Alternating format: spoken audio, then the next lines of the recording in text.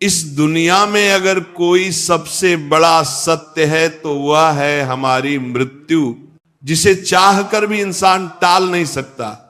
फिर भी मनुष्य जीवन भर भौतिक सुविधाओं के मोह में पड़ा रहता है और उसे इस बात का एहसास तब होता है जब व्यक्ति अपनी आखिरी सांसें गिन रहा होता है।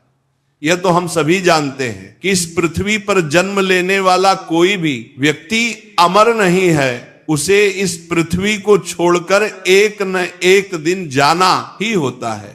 आपने देखा होगा कि हिंदू धर्म में जब भी कोई इस दुनिया को छोड़कर जाता है तो उसके शव का अंतिम संस्कार कर दिया जाता है। लेकिन क्या आपने कभी सोचा है कि शव को अकेला क्यों नहीं छोड़ा जाता? मृतक को नए कपड़े क्यों पहनाए जाते हैं? अंतिम यात्रा में राम नाम सत्य है क्यों बोला जाता? आखिर इस अंतिम यात्रा में मखाने और सिक्के क्यों फेंके जाते हैं? शव यात्रा के आगे मटकी लेकर क्यों चलते हैं? किसी व्यक्ति का दाह संस्कार करने के बाद उसके परिजनों को शमशान घाट की ओर पीछे मुड़कर क्यों नहीं देखना चाहिए? आखिर परिजनों के अंतिम संस्कार करने के 3 दिन बाद ही अस्थियां क्यों चुनी जाती हैं? आखिर महिलाओं का शमशान घाट जाना वर्जित क्यों है? मरने के बाद शिशुओं को दफनाया क्यों जाता है? क्यों मृत्यु होने के बाद घर में पूजा पाठ करना वर्जित हो जाता है? आखिर क्या है इन प्रश्नों का रहस्य? तो आइए आज की प्रवचन में हम इसी विषय पर चर्चा करेंगे। अगर आप भी इन सभी सवालों के जवाब स्पष्ट रूप से जानना चाहते हैं तो आप इस प्रवचन को अंत तक जरूर देखिए। आज हम आपको विस्तार पूर्वक इन सभी सवालों के उत्तर देंगे। आज हम हमारे वजूद से जुड़ा एक बहुत बड़ा रहस्य जानेंगे। ये एक ऐसी गुत्थी है जिसे सुलझाने में साइंस आज तक नाकामयाब रही है, लेकिन इन सभी रहस्यों और सवालों के जवाब हमारे गरुड़ पुराण और भागवत गीता जैसे धर्म ग्रंथों में मिलते हैं। इस प्रवचन के माध्यम से आज हम आपको यही बताने जा रहे हैं। हमारा शरीर पंचमहाभूतों अर्थात पृथ्वी, जल, अग्नि, वायु और आकाश से बना हुआ है और अंत में एक दिन इसी में मिल जाना है। इसीलिए मनुष्य कितना भी धन कमा ले, कितनी भी ख्याति अर्जित कर ले, एक दिन उसको सब कुछ यहीं छोड़कर जाना होगा। यही संसार का नियम है और इस नियम को ना कोई बदल सकता है ना बदल पाएगा। गीता में भी श्री कृष्ण भगवान कहते हैं, जिसने जन्म लिया है उसकी मृत्यु निश्चित है और जिसकी मृत्यु हुई उसका अगला जन्म भी निश्चित है। ये चक्र निरंतर चलता ही रहता है। आपने ये कहावत तो सुनी ही होगी, ये जीवन तो नश्वर है, यानी कि हम सबको एक ना एक दिन इस मृत्यु लोक को छोड़कर जाना ही होगा। इसके बाद भी मनुष्य इस विषय पर बात करने से बचता है और मृत्यु शब्द से भी भय खाता है। शायद इसीलिए महाभारत काल में युधिष्ठिर ने यक्ष से कहा था, दुनिया का सबसे बड़ा आश्चर्य यही है कि मनुष्य रोज किसी ना किसी को मरते हुए देखता है, लेकिन स्वयं अपने मरने के बारे में वो कभी नहीं सोचता, जबकि मौत तो एक दिन उसकी भी होनी ही है। पहले हम ये जानने का प्रयास करेंगे कि मृत्यु होने के बाद मृत शरीर को यानी कि शव को अकेला क्यों नहीं छोड़ा जाता। आप और हम जिस लोक में रहते हैं उसे मृत्यु लोक कहा जाता है। मृत्यु लोक में मृत्यु के बाद अंतिम संस्कार से जुड़ी ऐसी कई बातें हैं जो हम नहीं जानते।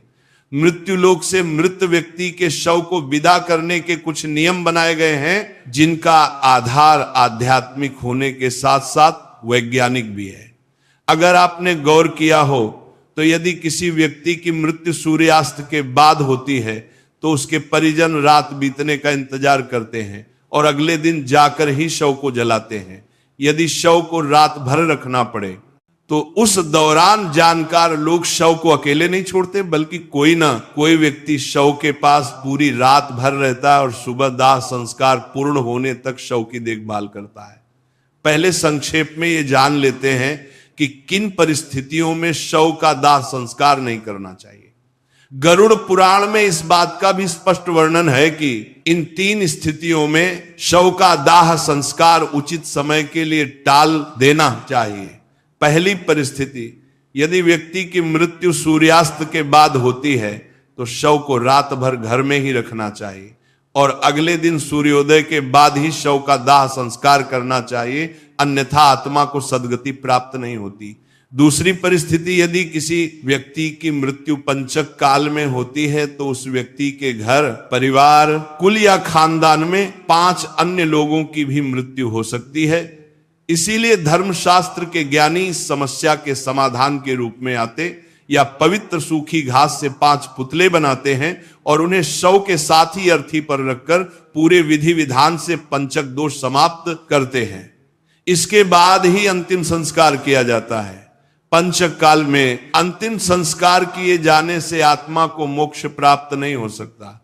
तीसरी परिस्थिति, शव का अंतिम संस्कार तब नहीं करना चाहिए जब मृत व्यक्ति का पुत्र मुखाग्नि देने के लिए उपस्थित ना हो और वह यात्रा करके पहुंचने वाला हो। पुराणों में इस बात को बहुत ही महत्वपूर्ण माना गया है कि यदि मुखाग्नि पुत्र के हाथों से दी जाए तो आत्मा को सद्गति प्राप्त होती है। अब बिना देर किए यह भी जान लेते हैं कि मृत्यु के बाद शव को अकेला क्यों नहीं छोड़ना चाहिए। इसके पीछे क्या मान्यताएं और वैज्ञानिक तथ्य हैं। मृत्यु के बाद आत्मा 13 दिनों तक घर में निवास करती है। गरुड़ पुराण में बताया गया है कि मृतक का शव पूजनीय हो जाता है। ऐसे में दाह संस्कार से पहले शव को अकेला नहीं छोड़ा जाना चाहिए, अन्यथा यह आत्मा का अपमान होता है।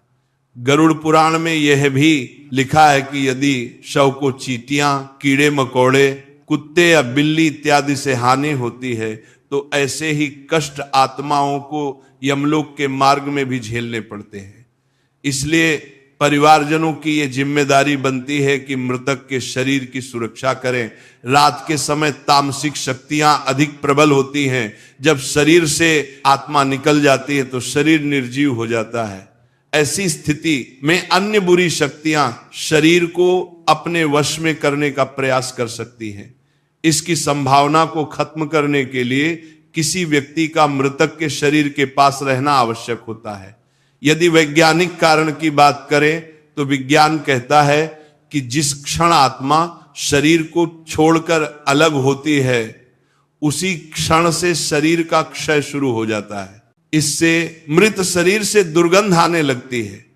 इस दुर्गंध को कम करने और वातावरण को धार्मिक बनाए रखने के उद्देश्य से मृत शरीर के आसपास अगरबत्ती, धूप और दीपक जलाए जाते हैं। ऐसा करने की जिम्मेदारी उस व्यक्ति की होती है जो शव की देखभाल करता है। इस बात की भी संभावना होती है कि तंत्र मंत्र करने वाले लोग मृतक के शरीर को नुकसान पहुंचा सकते हैं, जिससे मृत आत्मा संकट में पड़ सकती है। इसीलिए किसी भी तांत्रिक को मृत शरीर के पास नहीं आने देना चाहिए। गरुड़ पुराण में भगवान विष्णु और पक्षीराज गरुड़ के बीच की बातचीत का वर्णन है। भगवान विष्णु बताते हैं कि यदि इन बातों का ध्यान नहीं रखा गया और शव का अंतिम संस्कार सूर्यास्त के बाद या रात में कर दिया गया तो उस व्यक्ति की आत्मा को असुर यानी पिशाच योनि में जन्म मिलता है और उसे अनेकों कष्ट भोगने पड़ते। व्यक्ति की मृत्यु और दाह संस्कार का समय कितना महत्वपूर्ण होता है ये आप महाभारत काल की घटना से समझ सकते हैं। भीष्म पितामह बाणों की शैया पर लेटे हुए सूर्य के दक्षिणायन से उत्तरायण में आने का इंतजार कर रहे थे। इसके बाद ही उन्होंने अपना शरीर त्याग, क्योंकि उत्तरायण काल में मृत्यु से आत्मा को सद्गति प्राप्त होती है। इसी कारण यदि कोई व्यक्ति रात में मर जाए तो ऐसी स्थिति में शव को रात भर घर पर ही रखा जाता है। सुबह का इंतजार किया जाता है और मृत शरीर को एक भी पल के लिए अकेला नहीं छोड़ा जाता।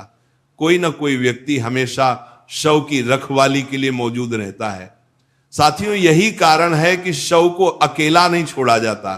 अब हम जानेंगे कि मृतक को नए कपड़े क्यों पहनाए जाते हैं। जैसे कि हम आपको पहले बता चुके हैं कि सनातन हिंदू धर्म में दाह संस्कार से जुड़े ऐसे कई नियम हैं जिन पर विज्ञान ने भी अपनी राय दी है। इन्हीं नियमों में से एक नियम यह भी है मृतक को नए कपड़े पहनना। हम में से बहुत से लोगों के मन में यह सवाल आता होगा कि मृत व्यक्ति की चिता में आग लगाने से पहले नए कपड़े क्यों पहनाए जाते हैं। यदि नए कपड़े ना पहनाए जाएं तो आत्मा का क्या होगा। आत्मा का कपड़े से क्या संबंध होता है? इसके साथ ही साथ हम ये भी जानेंगे कि मृत व्यक्ति के जो कपड़े परिवार के सदस्य निशानी के रूप में रख लेते हैं या उनकी याद में पहनते हैं, ऐसा करने से मृत आत्मा को क्या होता है और गरुड़ पुराण में इस विषय पर क्या कहा गया है। हिंदू धर्म के अनुसार मृतक के शव को गंगा जल से नहलाकर नए वस्त्र पहनाकर उसे विदा किया जाता है। आइए पहले ये जान लेते हैं कि मृत व्यक्ति को दाह संस्कार से पहले स्नान क्यों करवाया जाता है। हिंदू धर्म के 18 पुराणों में से एक गरुड़ पुराण में इस बारे में विस्तार से बताया गया है। गरुड़ पुराण के अनुसार भागवत नाम एवं गोत्र का उच्चारण करते हुए मृत व्यक्ति को नहलाने की बात की गई है, और यदि किसी कारणवश तीर्थ स्थल में अंतिम संस्कार नहीं हो रहा हो तो ऐसी स्थिति में मृतदेह को स्नान कराने के लिए पानी में गंगा जल मिलाकर स्नान करवाना चाहिए। इस दौरान यह ध्यान में रखें कि भगवत नाम जप का उच्चारण नहीं रुकना चाहिए, क्योंकि मंत्र उच्चारण करते हुए नहलाने वाले इंसान के हाथों से स्पर्श किया हुआ जल भी अभिमंत्रित हो जाता है, जिससे यह जल जहां भी पड़ता है अपने आसपास का वातावरण शुद्ध कर देता है। जब यह पवित्र जल मृत व्यक्ति के देह पर पड़ता है तो उस शरीर का रज और तम कणों का आवरण नष्ट हो जाता है और आत्मा का शरीर से मोह कम होता है। जिस रज और तम कणों की बात हम यहां पर कर रहे हैं वह प्रकृति से ही उत्पन्न हुए 3 गुण है। पहला सतोगुण, दूसरा रजोगुण और तीसरा तमोगुण, जो अविनाशी जीवात्मा को शरीर में बांधते हैं। इस बात को आसान शब्दों में समझे तो मृत देह का अंतिम संस्कार से पहले इस प्रकार स्नान कराने से उसकी आंतरिक शुद्धि होती है। इसके बाद शरीर पर चंदन, तिल के तेल और घी का लेप लगाना चाहिए, फिर उस शव को नए वस्त्र पहना देना चाहिए। गरुड़ पुराण के अनुसार किसी भी शव को बिना वस्त्रों के नहीं जलाना चाहिए। मृतक के शरीर को वस्त्र से पूरी तरह ढक देना चाहिए और इस बात का विशेष रूप से ध्यान रखना चाहिए कि मृतक के वस्त्र नए हो, शुद्ध हो और सफेद रंग के हों। हिंदू धर्म शास्त्रों में सफेद रंग को शांति और पवित्रता का रंग माना जाता है, इसीलिए मृतदेह के शरीर को सफेद कपड़ों से ढका जाता है।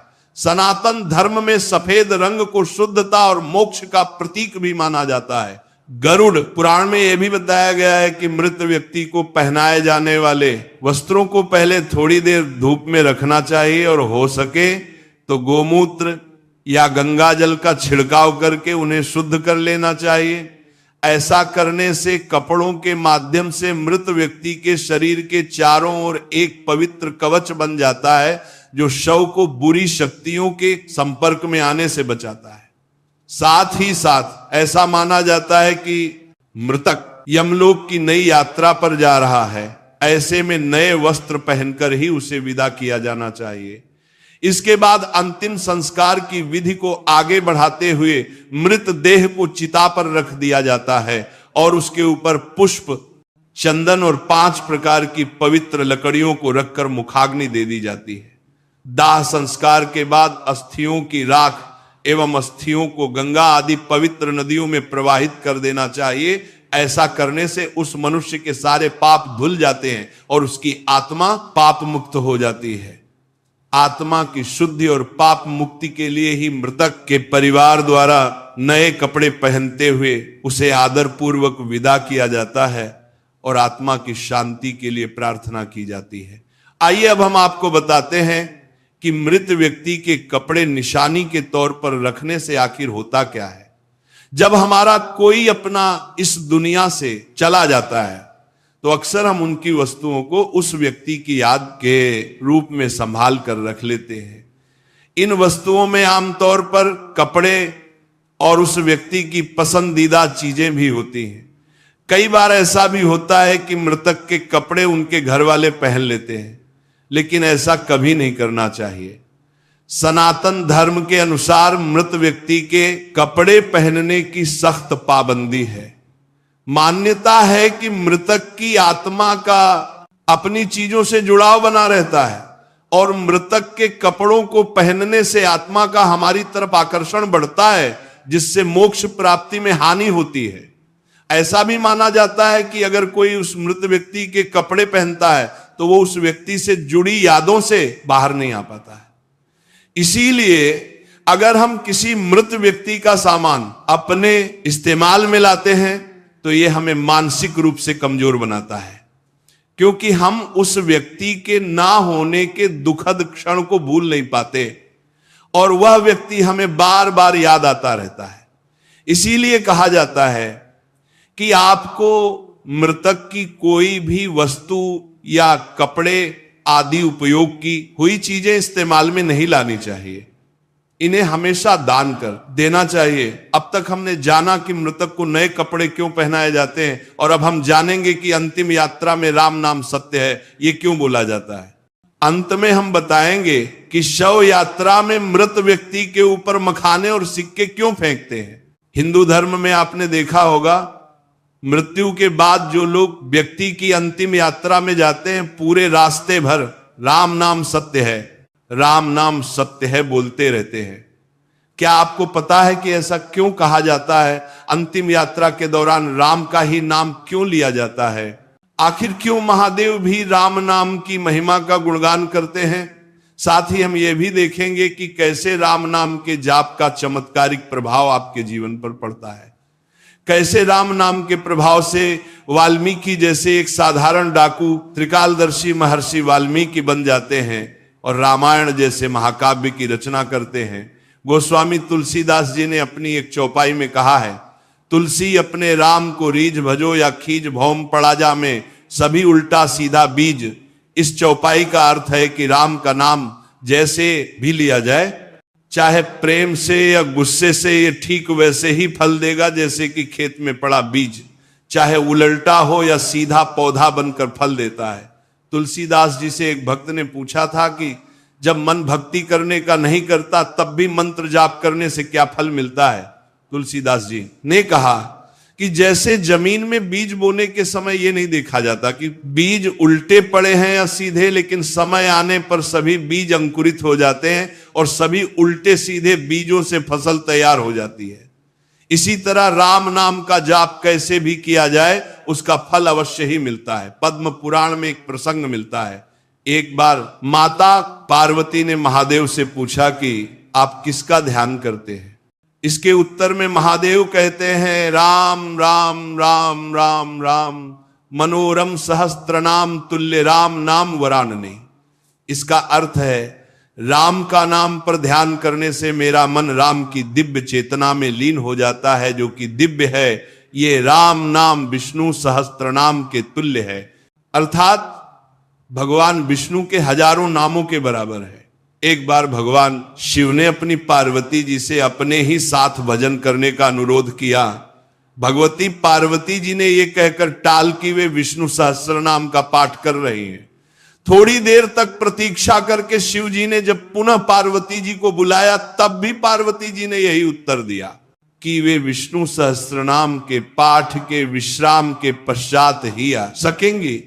शिव जी को शीघ्रता थी, भोजन ठंडा हो रहा था, अतः भगवान शिव ने कहा, पार्वती राम राम कहो। एक बार राम कहने से विष्णु सहस्त्र नाम का संपूर्ण फल मिल जाता है, क्योंकि श्री राम नाम ही विष्णु सहस्त्र नाम के तुल्य है।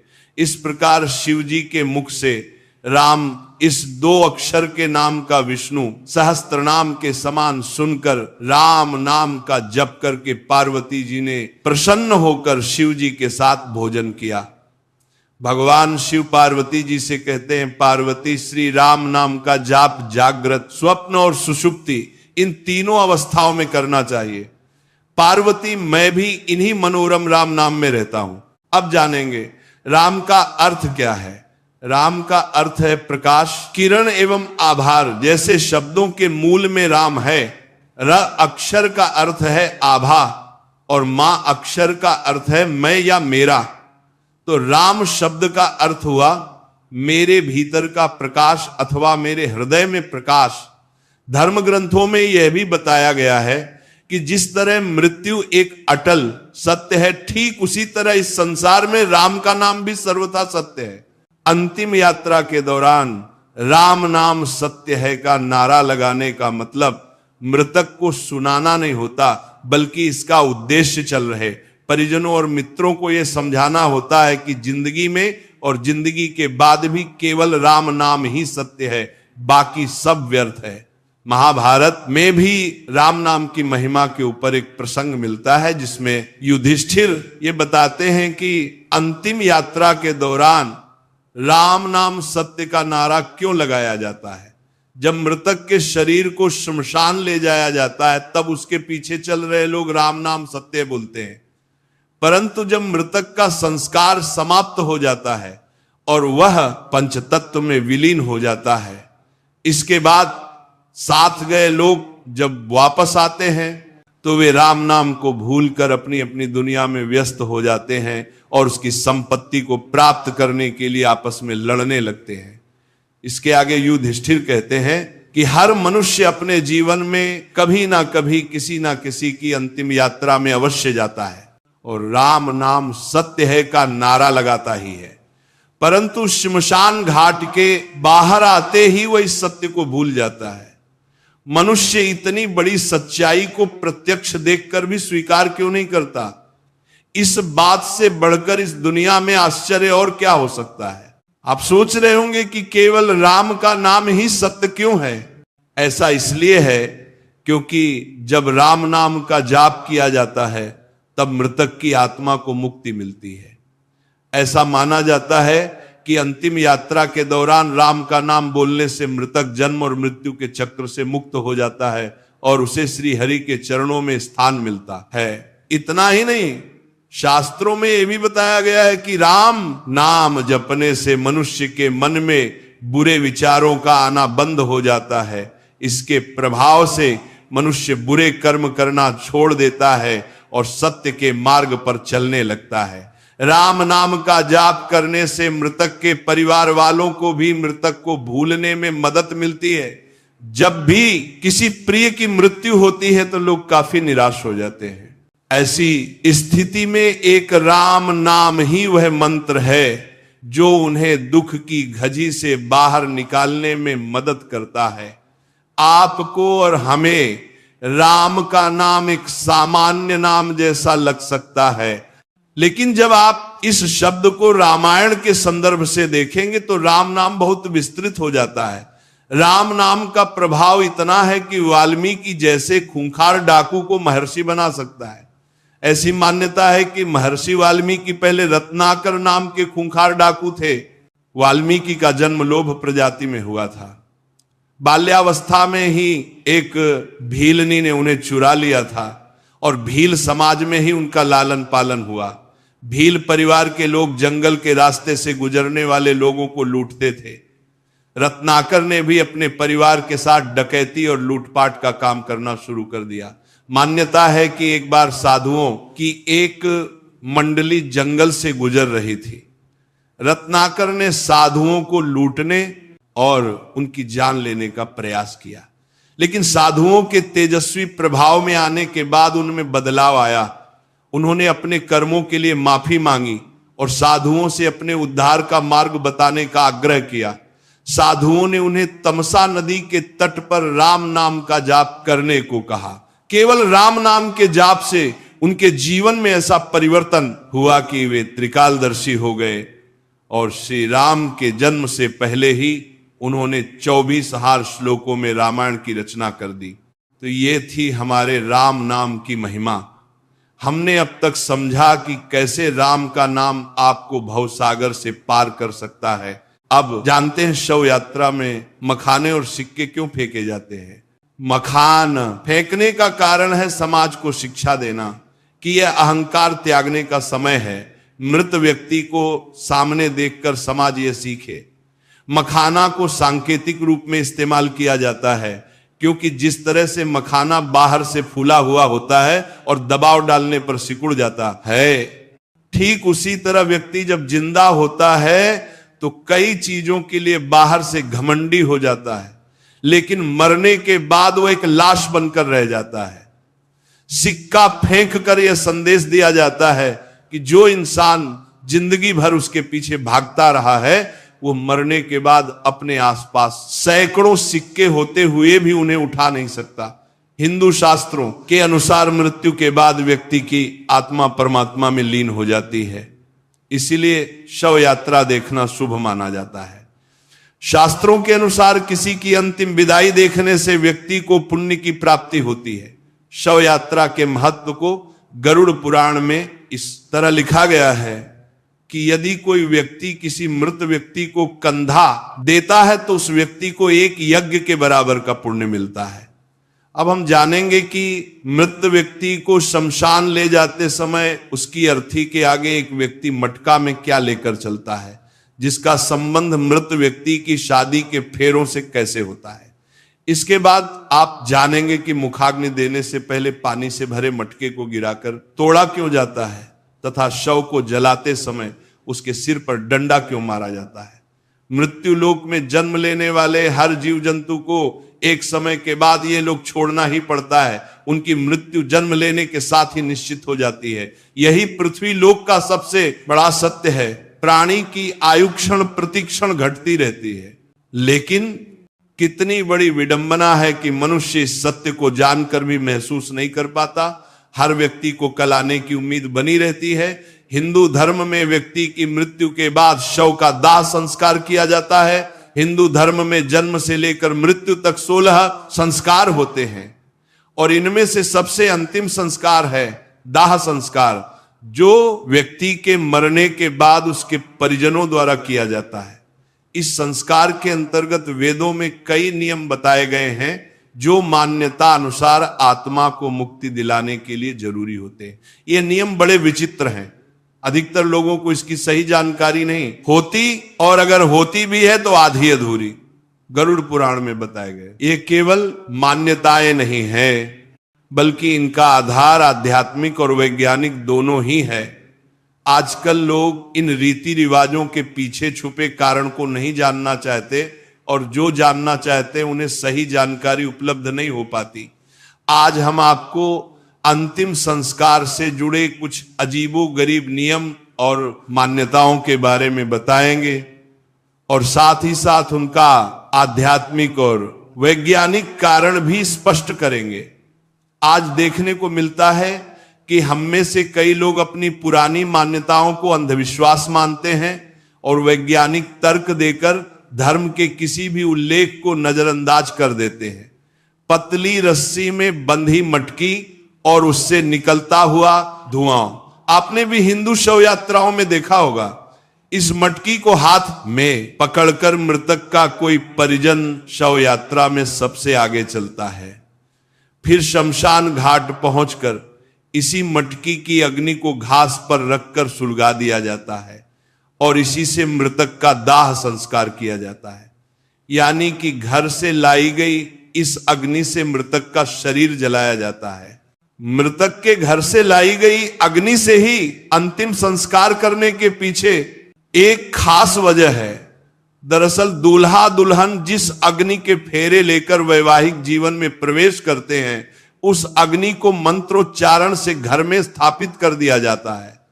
अनजान व्यक्ति इस अग्नि का उपयोग घर, यज्ञ, पूजन इत्यादि में पूरे जीवन करता है। यहां तक कि मरने के बाद भी इसी अग्नि से ही दाह संस्कार किया जाता है।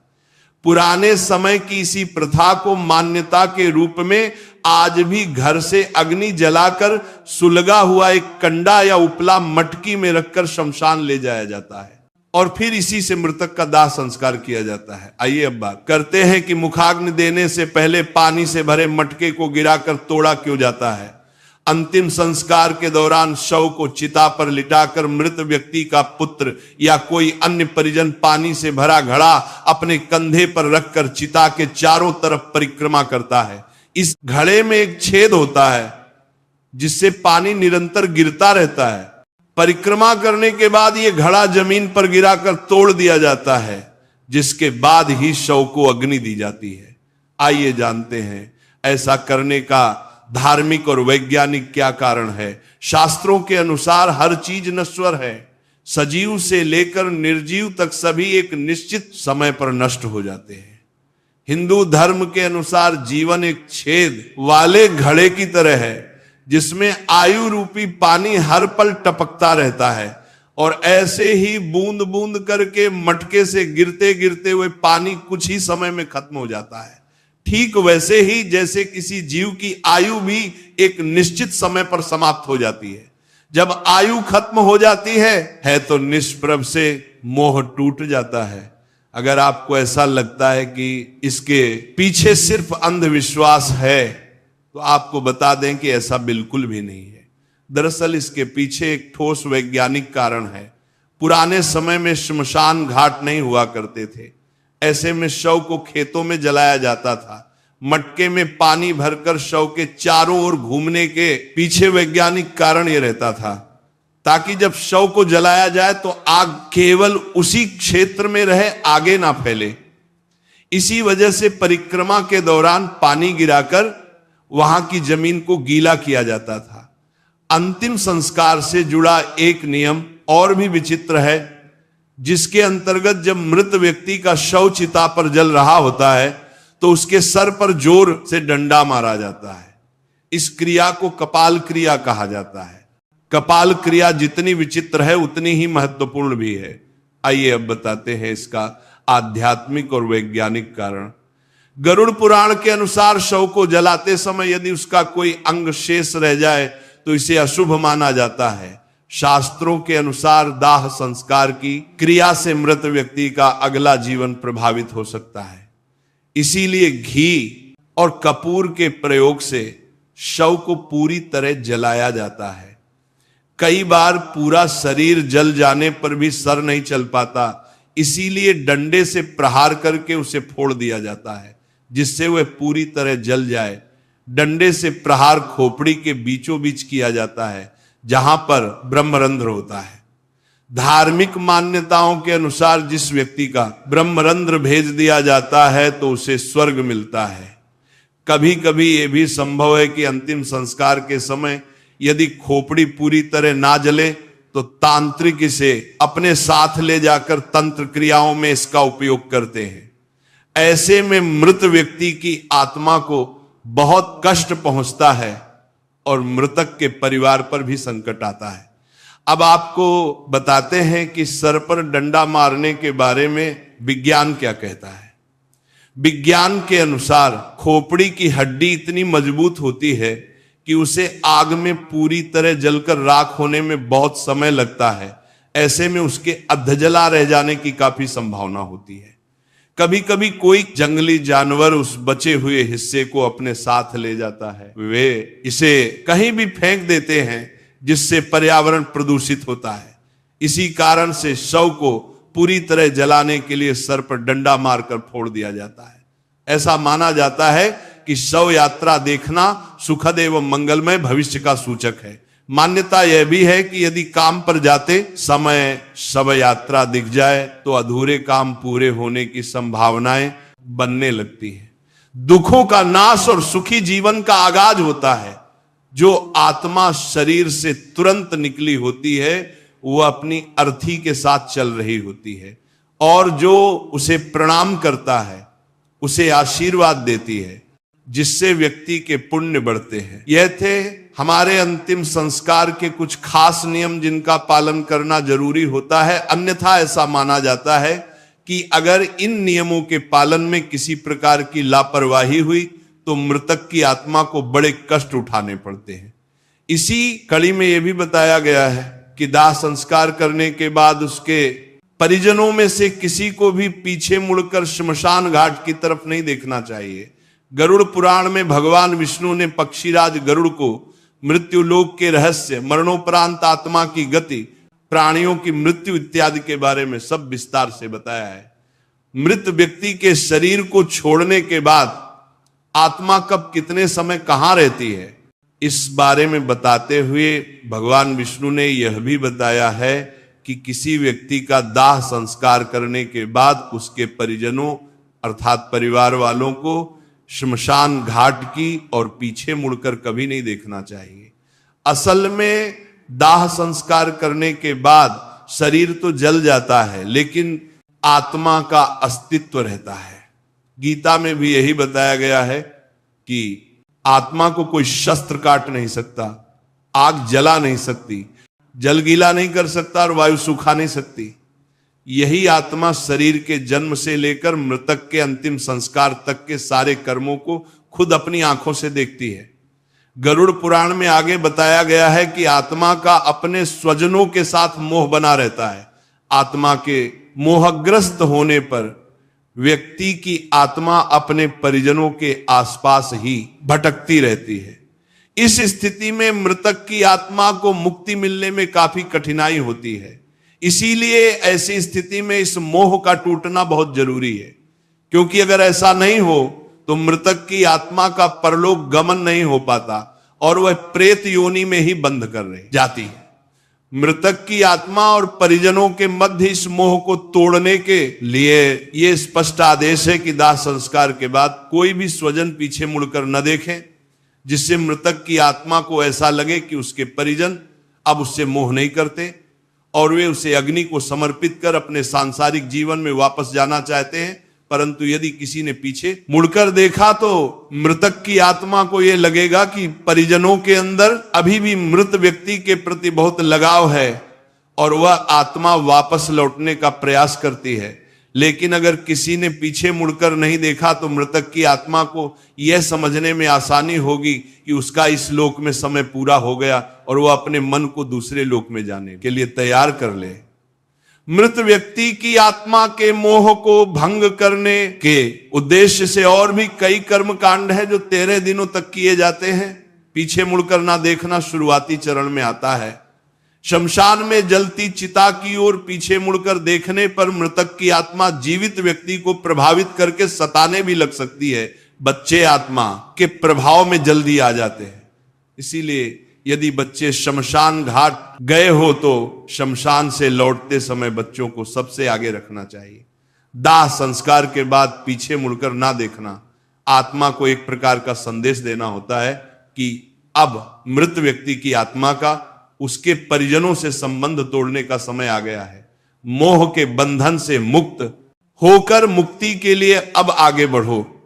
आत्मा की मुक्ति से जुड़ा एक और महत्वपूर्ण प्रसंग यह भी है कि जिस मनुष्य की अकाल मृत्यु हो जाती है, चाहे वह दुर्घटना, आत्महत्या, कोई बीमारी या किसी अन्य कारण से हो, तो ऐसे इंसान की आत्मा को जल्दी मुक्ति नहीं मिल पाती।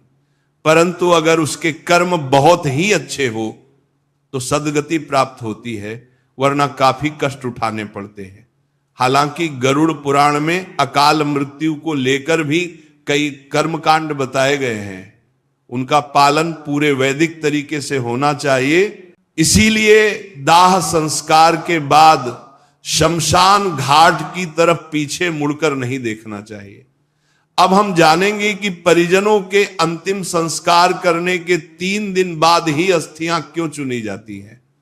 अस्थि विसर्जन में समय का बहुत महत्व है और इसीलिए दाह संस्कार के बाद अधिकतम 3 या 4 दिन तक अस्थि विसर्जित कर देना ही उपयुक्त माना गया है।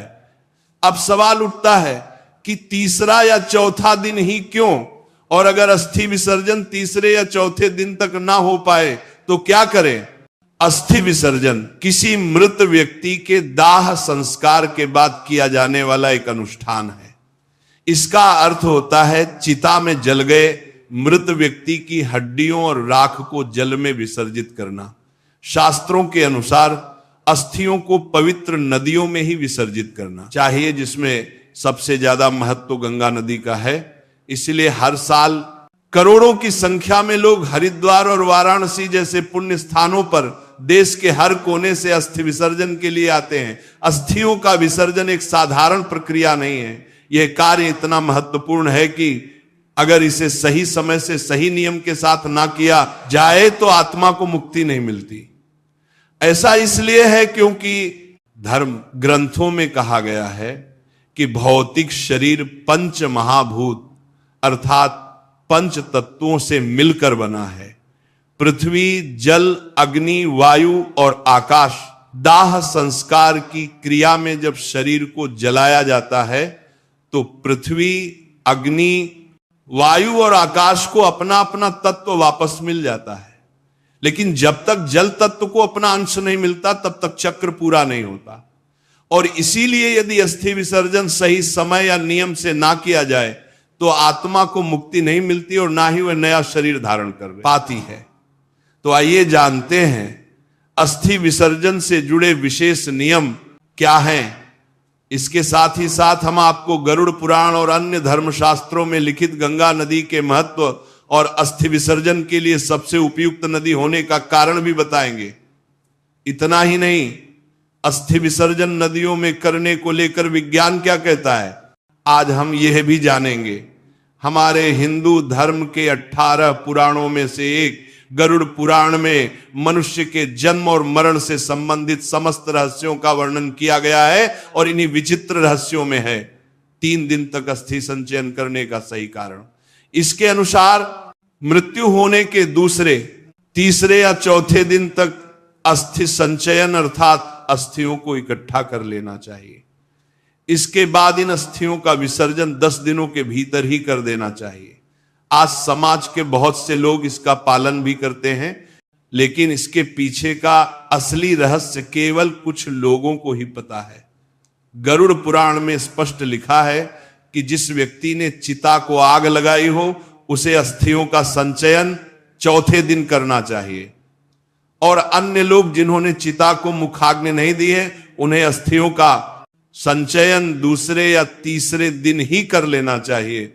धर्मशास्त्रों के अनुसार अंतिम संस्कार के 3-4 दिन के भीतर ही अस्थि एकत्रित कर लेनी चाहिए, क्योंकि दाह संस्कार के दौरान मंत्रों के उच्चारण से अस्थियों में आकाश एवं तेज तत्वों की संयुक्त ऊर्जा विद्यमान हो जाती है। इसका प्रभाव 3-4 दिनों के उपरांत कम होने लगता है, जिससे अस्थियों के चारों ओर निर्मित सुरक्षा कवच की क्षमता भी कम पड़ने लगती है। ऐसे में अनिष्ट शक्तियों या प्रेतात्माएं जो शमशान घाट में विचरण करती रहती हैं, अस्थियों पर कब्जा करके जीव को कष्ट देती हैं, और ऐसा भी संभव है कि वह अनिष्टकारी शक्तियां उसके माध्यम से मृतक के परिजनों को भी कष्ट देने का प्रयत्न करें। इसलिए ऐसी स्थिति उत्पन्न होने से पहले ही अस्थियों को शमशान घाट से हटा लिया जाता है। लोगों का मानना है कि जिस व्यक्ति ने मुखाग्नि दी होती है उसे श्मशान या अन्य अपवित्र स्थानों पर नहीं जाना चाहिए, क्योंकि वहां अनिष्टकारी शक्तियां उसको नुकसान पहुंचा सकती हैं। इसलिए आजकल आप लोगों ने भी देखा होगा कि मृतक के परिजन चिता की अग्नि शांत होते ही राख और अस्थियां लेकर घर लौट जाते हैं, जो कि व्यावहारिक दृष्टिकोण से सही भी लगता है। इसका एक कारण यह भी है कि आजकल शमशान घाट पर एक के बाद एक कई चिताएं जलाई जाती हैं। लोगों को चिता जलाने के लिए जगह ही नहीं मिलती। इसीलिए संभव है कि यदि चिता की राख को 3 दिन तक छोड़ दिया जाए तो शायद 3 दिन बाद ना तो अस्थियां मिलेंगी और ना ही राख, और अगर राख मिल भी गई तो वो आपके परिजन की है या किसी और व्यक्ति की राख से मिलता गई है, ये पता ही नहीं चलेगा। इसलिए पुराने समय में अस्थि संचयन के लिए 3-4 दिन इंतजार करने की बात तो ठीक है, लेकिन आज के परिप्रेक्ष्य में ऐसा कर पाना थोड़ा मुश्किल जरूर है। लेकिन अस्थियां एकत्रित करने से पहले ये जान लेना जरूरी है कि जहां शव को अग्नि दी गई थी, अस्थियों को वहां से लाने से पहले विधिवत पूजा करना अनिवार्य है। अस्थियों का संचयन करके उसे मिट्टी के पात्र में रखकर सफेद कपड़े से ढककर गंगा घाट ले जाना चाहिए। इसके पश्चात अस्थियों को दूध एवं जल से धुलकर चंदन लगाकर एक दोने में रखकर गंगा जी में विसर्जित कर देना चाहिए। जिस मृत प्राणी की अस्थि 10 दिन के अंतर्गत गंगा में विसर्जित हो जाती है, उसका ब्रह्मलोक से कभी भी पुनरागमन नहीं होता। गंगा जल में मनुष्य की अस्थि जब तक रहती है उतने 1000 वर्षों तक वह स्वर्गलोक में विराजमान रहता है। एक बात और है जो आपको ध्यान में रखना चाहिए, जिस दिन अंतिम संस्कार किया गया हो उस दिन से लेकर अगले 13 दिनों तक, जब तक आत्मा के निमित्त किए जाने वाले श्राद्ध और पिंडदान पूरा नहीं हो जाता, तब तक घर में पवित्रता का वातावरण बनाकर रखना चाहिए। मुख्य रूप से उस व्यक्ति को जिसने चिता को मुखाग्नि दी हो, इस अशौच काल के दौरान घर में पूजा पाठ या कोई मांगलिक कार्यक्रम इत्यादि नहीं किया जाना चाहिए। इसके साथ ही घर के सारे सदस्यों को शारीरिक संबंध बनाने से भी दूर रहना चाहिए। इस दौरान मृतक को शुद्धता से बनाए गए उसकी रुचि का खाना और पानी पूरे 13 दिनों तक पीपल के पेड़ में बंधे मिट्टी के बर्तन में हर रोज देना चाहिए। इसके अलावा यह भी बताया गया है कि मृत्यु के दिन से 10 दिन तक किसी योग्य ब्राह्मण से गरुड़ पुराण सुनना चाहिए और ये पाठ उसी स्थान पर करें जहां अंतिम बार मृत व्यक्ति के शव को रखा गया था। साथ ही इसका भी ध्यान रखें कि ये पाठ सूर्यास्त से पहले ही खत्म हो जाए। धर्म शास्त्रों के अनुसार यदि किसी कारण अस्थि विसर्जन 10 दिनों तक न हो पाया हो तो अस्थि विसर्जन तीर्थ श्राद्ध पूर्ण होने के बाद ही किया जाना चाहिए। चलिए अब जानते हैं कि गंगा जैसी पवित्र नदियों में ही अस्थियों को विसर्जन क्यों किया जाता है। मां गंगा में अस्थियों के विसर्जन को लेकर कई कथाएं प्रचलित हैं। इससे जुड़ी पौराणिक मान्यताओं की एक कहानी आप में से कुछ लोगों को शायद पता होगी, अगर नहीं तो आइए जानते हैं। इस पौराणिक कथा के अनुसार राजा शांतनु और मां गंगा का विवाह हुआ। जब मां गंगा से राजा के पुत्र पैदा हुए तो एक एक करके पूरे 7 पुत्रों को माता गंगा ने गंगा नदी में प्रवाहित कर दिया। राजा ये सब देखकर भी वचन में बंधे होने के कारण मां गंगा को नहीं रोक सके। लेकिन जब 8वें पुत्र की बारी आई तो उन्होंने ऐसा करने की वजह पूछी, जिस पर मां गंगा ने उत्तर दिया कि जिन 7 बच्चों को उन्होंने गंगा नदी में प्रवाहित किया था वे सब देवता थे जो श्राप के कारण मृत्यु लोक में जन्मे थे। उनके उद्धार के लिए गंगा नदी में विसर्जित करना ही एकमात्र उपाय था। इसी मान्यता के अनुसार अस्थियों को गंगा नदी में विसर्जित किए जाने का प्रचलन शुरू हुआ।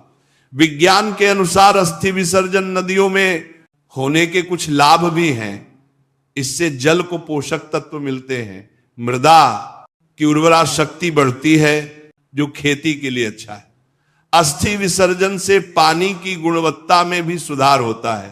तो आशा है कि आपको ये बात समझ में आ गई होगी कि धर्म ग्रंथों में अस्थियों का संचयन 3 दिन के अंदर ही किए जाने के लिए क्यों कहा गया है और फिर अस्थियों को गंगा नदी में ही प्रवाहित करने को इतना महत्व क्यों दिया गया है।